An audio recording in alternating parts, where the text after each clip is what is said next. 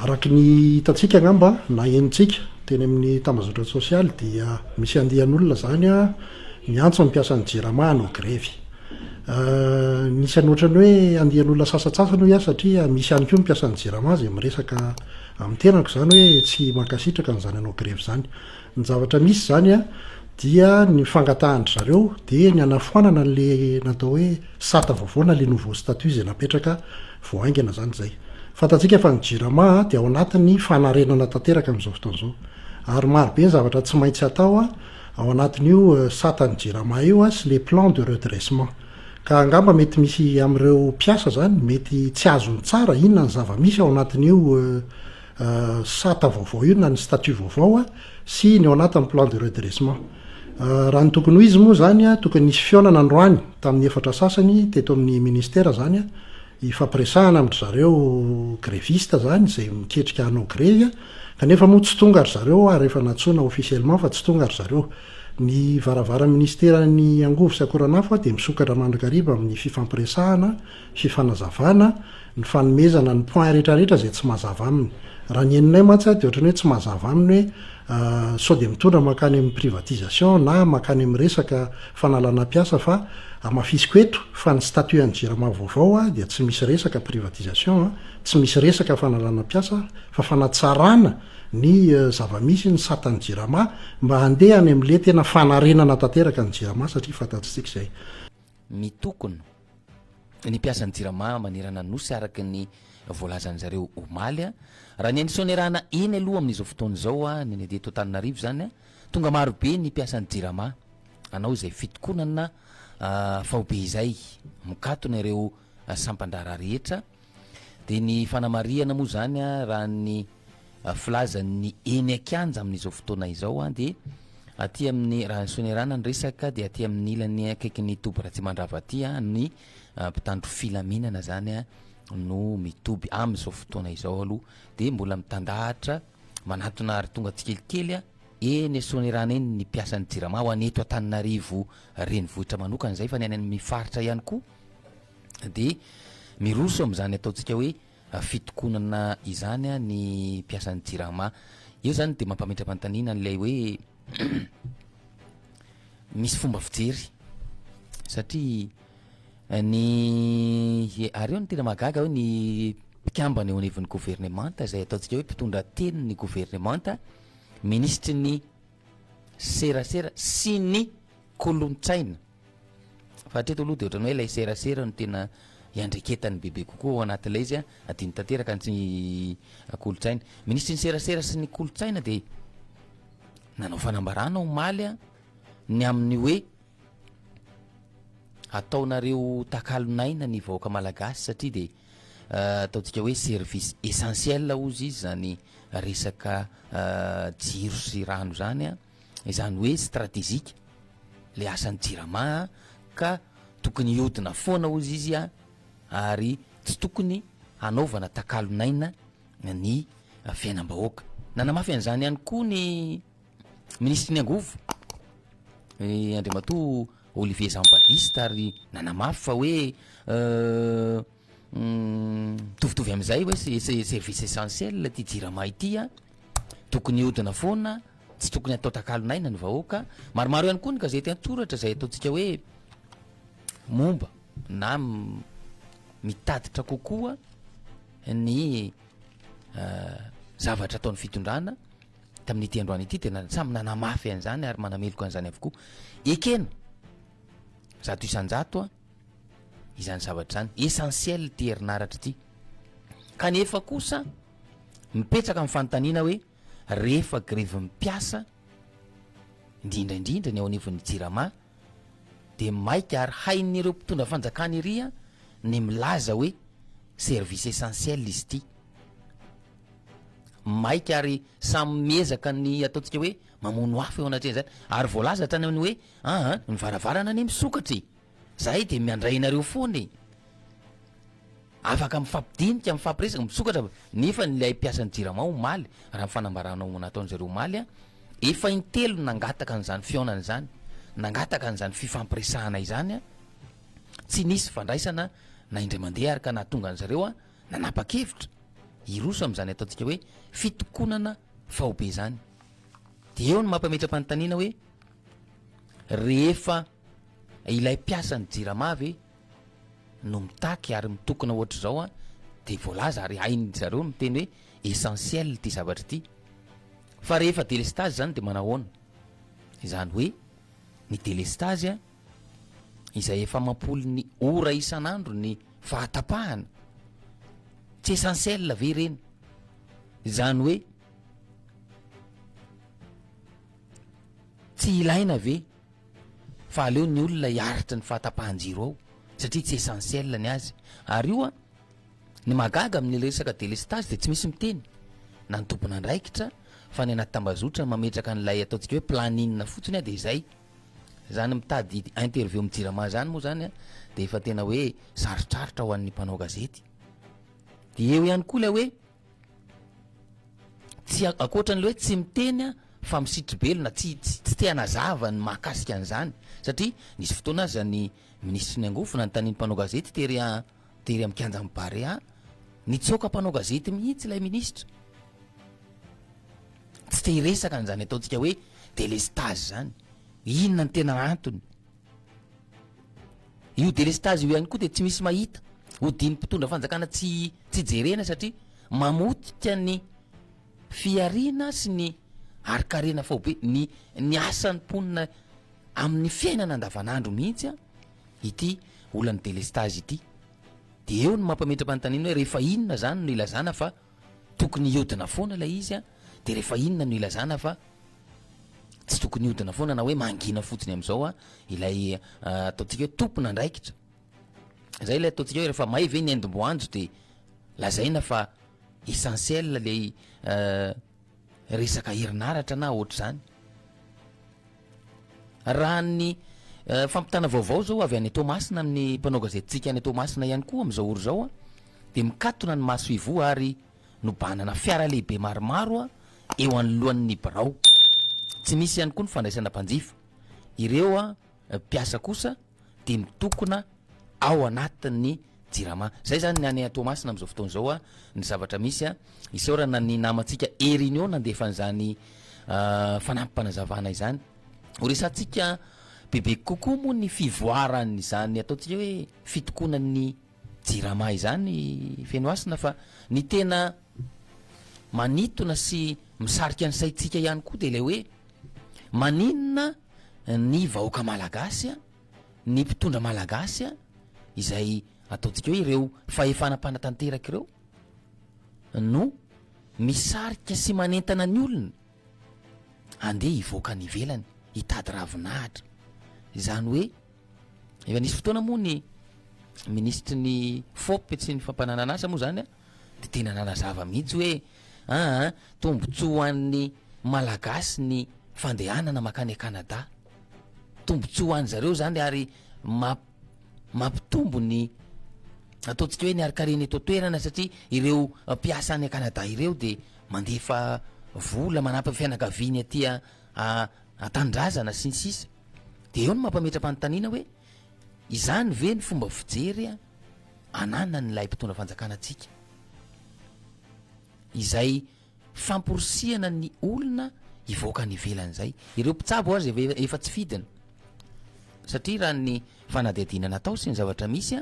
de ny mpitsabo ny tena betsaka amin'ny mpanao an'izany ataontsika hoe fuite de cerveau izany eto Madagascar satria ny antony de tsotra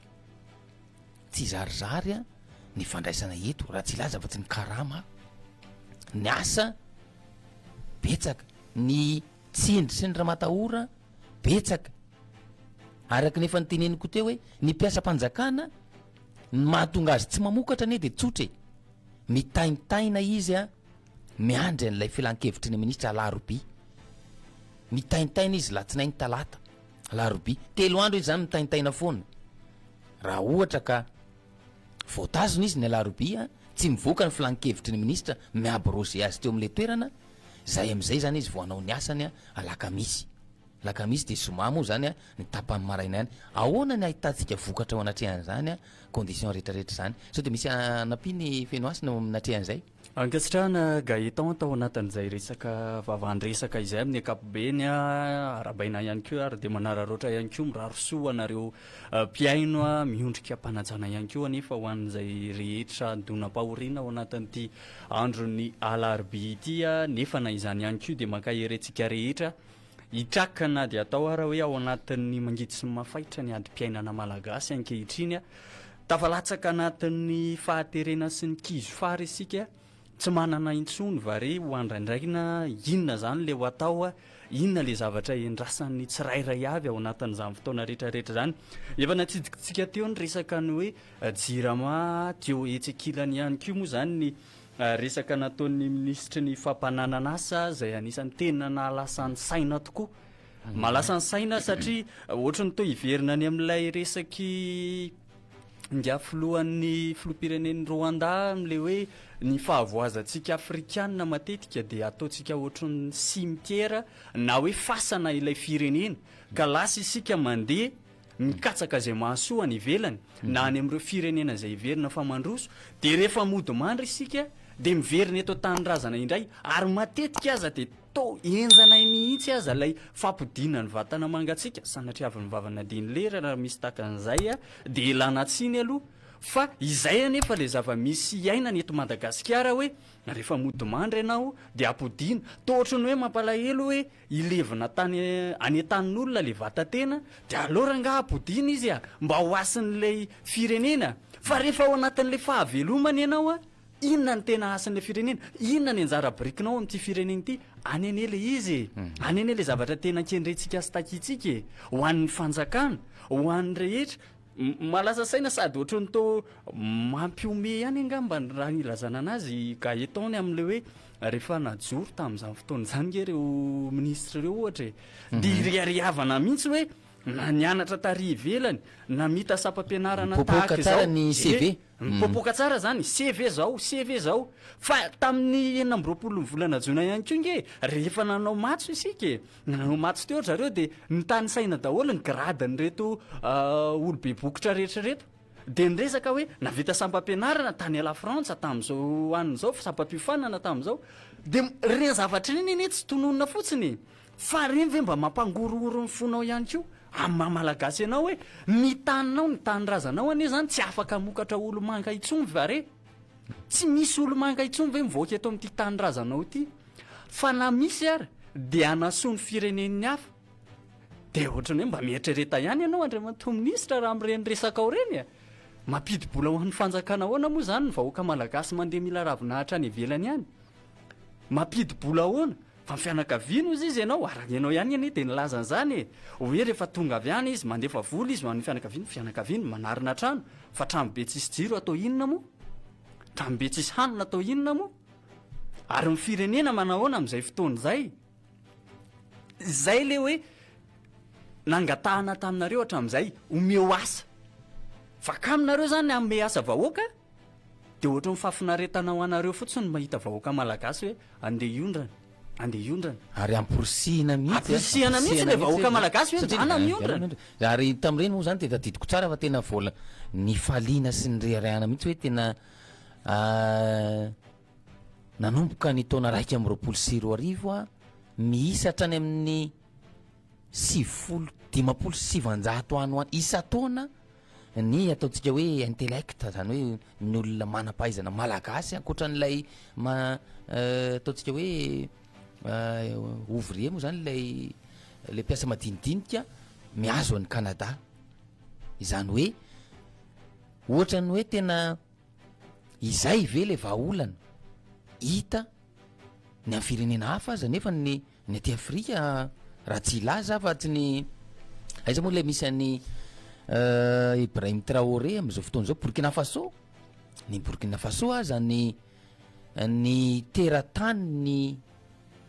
ny zareo a asaina mody asaina miverina amin'ny tanindrazana anome izany traikefa sy ny fahaiza-manao an'izany a ahafahana mampandroso a sy mampivoatra n'ilay firenena ny atsika eto a asaina miala eto Madagasikara indray ary nisy fotoana zay nge Andry Rajoelina mihitsy no efa nanamafy fa hoe ho amoraina ny fikarakarana an'izany visa zany a makany La Réunion ho an'ireo tanora malagasy ireo dia eo mampamahitra-panontaniana hoe mpitondra tahaka ny ahoana ary ty mpitondra fanjakana antsika ity mijery sy mitsinjo ny vahoaka malagasy tokoa ve manome an'izany ataontsika hoe fiambonina ho an'ny tanindrazana zany ve satria raha zany zavatra misy dia ohatran'le araky ny teneninao teo hoe dia sanatria ve hijanona amina fasana filevenana fotsiny sisa i Madagasikara tena malasa sainy zany ary zavatra tena mampalahelo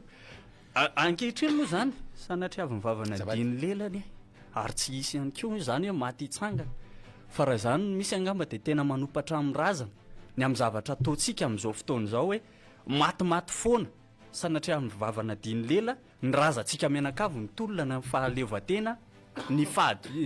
fahadiova-tsaina ny fahadiovam-po ny tena hoe mahamalagasy fa mifiloam-pirenena amin'izao fotoana izao mihitsy sy ireo miara-dalana aminy no manana friariana hoe rehefa mivoaka ny ivelany dia mandroso ary rehefa mivoaka ny ivelany dia tafita azafady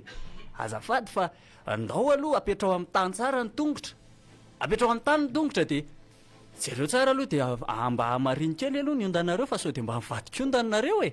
sady mba mivadik'ondanareo ka hoentin'ilay hoe fanatisma be fahatany fotsiny ianareo dia hoe zay zany le izy hoe mandroso Madagasikara tsy mifahitanareo hoe mpiasa be dehibe mivoaka ny ivelany akory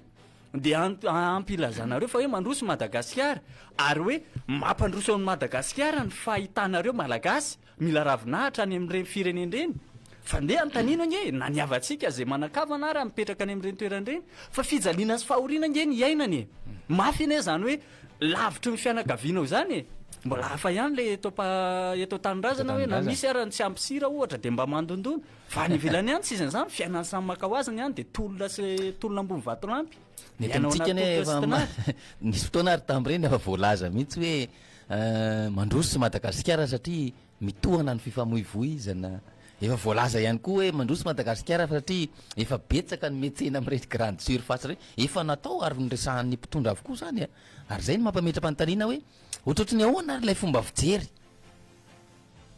sao dia any amin'ilay fomba fijery tsy izy ary no hitondrana an'ilay firenena ary zay moa zany tena efa nyresahana sy nidradradradraitsika teto hoe tena fomba fijery tsy izy aloha zany raha ny amiko sy ny fahitana azy manokana satria ny an'ny firenena hafa ho amporosina ireo terataniny